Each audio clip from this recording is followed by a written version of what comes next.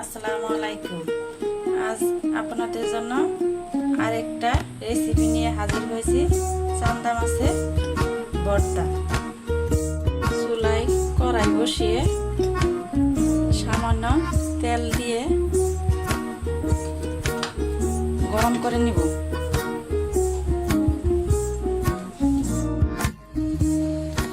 তেল গরম হয়ে আসলে এখানে কাঁচামরিচ, শুকনো মরিচ দিয়ে কিছুক্ষণ ভেজে নেব।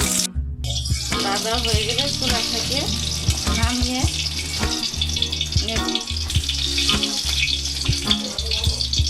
আবার ওই রসুন কুচি দিয়ে আবার কিছুক্ষণ ভেজে নেব। বেশিক্ষণ ভাজবো না, এরকম ভাজা হয়ে গেলে চুলা থেকে নামিয়ে নেব।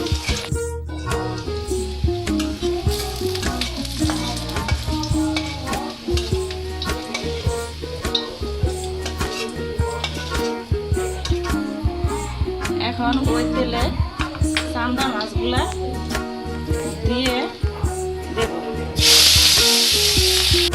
দিয়ে সামান্য হলুদ গুঁড়ো দিয়ে দেব। দিয়ে কিছুক্ষণ দাঁড়িয়ে ভাজা হয়ে গেলে চুলা থেকে নামিয়ে নেব।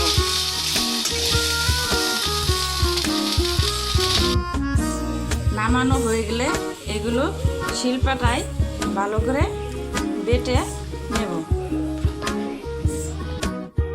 প্রথমে শিলপাটায় এটি চান্দা মাছগুলো ভালো করে বেটে নেব।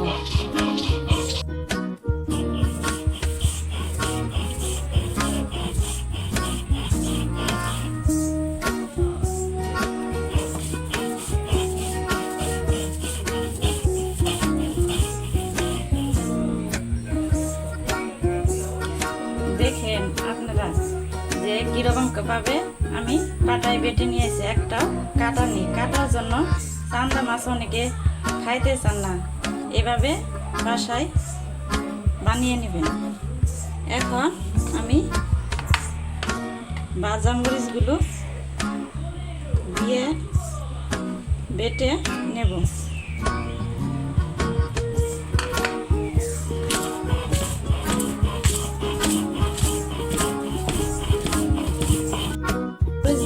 বাটা হয়ে গেছে।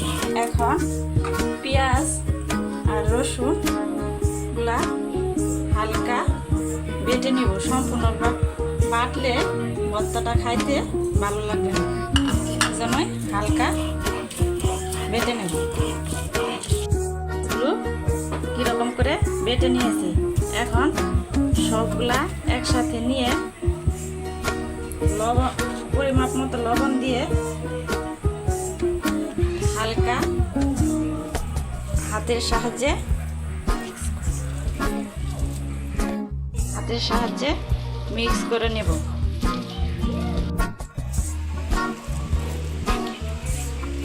মাখিয়ে নেওয়া হয়ে গেলে এখন একটা বাটিতে তুলে নেব।